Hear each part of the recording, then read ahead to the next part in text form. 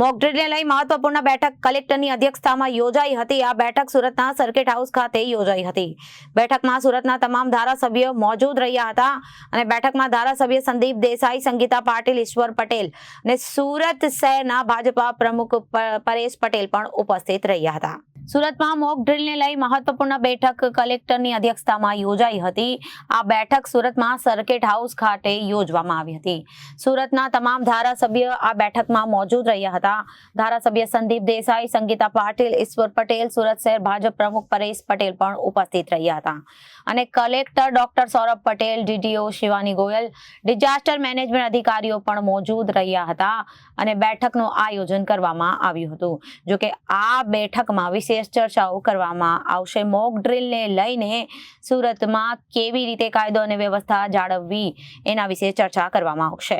માનનીય મેયર શ્રી દક્ષેશભાઈ માવાણી, જેમ કે સરકાર દ્વારા જે પૂર્વ નિર્દેશિત જે યોજના બનાવવામાં આવી છે તે મુજબ આજે સાંજે 4 વાગે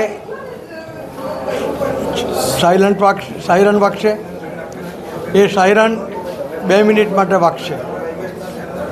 તેવી જ રીતે સાંજે 7 થી 7:30 થી 8 એ દરમિયાનમાં સંપૂર્ણ બ્લેકઆઉટની યોજના બનાવવામાં આવી છે।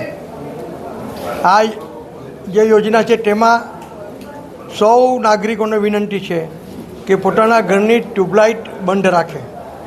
ઇન્ડસ્ટ્રીવાળાને પણ વિનંતી છે કે પોતાની ત્યાં ટ્યુબલાઇટ બંધ રાખે। આંતરિક જે સંસાધનો છે, ટીવી, ફ્રીજ વગેરે ભલે ચાલુ રહેતા। પ્રજાને વિનંતી છે કે શક્ય હોય ત્યાં સુધી જો જરૂરત નહીં હોય તો 7:30 થી 8 દરમિયાનમાં ઘરની બહાર નહીં નીકળે। લોકોએ જરાક પણ વ્યથિત કે વિચલિત થવાની જરૂર નથી। આ માત્ર એક સરકારના યોજનાના ભાગરૂપ છે।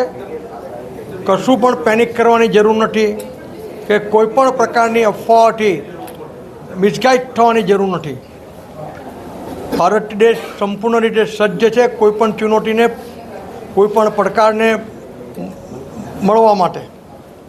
આ માત્ર સરકારી કાર્યક્રમ છે, જે યોજના છે એના એક ભાગરૂપ છે।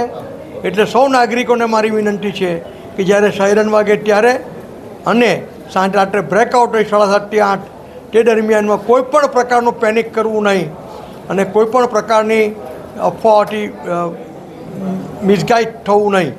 Bureau report, Janadesh news.